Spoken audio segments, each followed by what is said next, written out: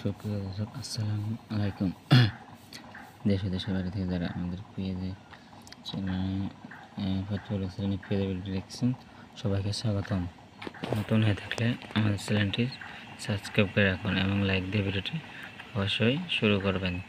Like দিলে ভিডিওটি সবার মধ্যে ছড়িয়ে পড়বে এবং আমরা আপনাদের পেজের আপডেট পাওয়া জানতে অনুপ্রাণিত হব।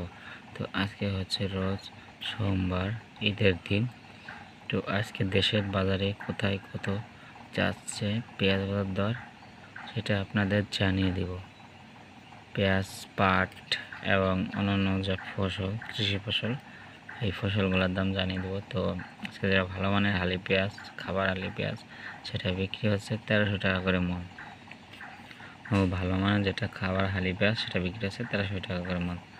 যেটা মিডিয়াম সাইজের হালি পেঁয়াজ সেটা বিক্রি হচ্ছে আজ 1200 টাকা করে মন। মিডিয়াম সাইজের হালি পেঁয়াজ সেটা বিক্রি হচ্ছে 1200 টাকা করে মন। এটা নিম্নমানের হালি পেঁয়াজ সেটা বিক্রি হচ্ছে 1000 টাকা করে মন।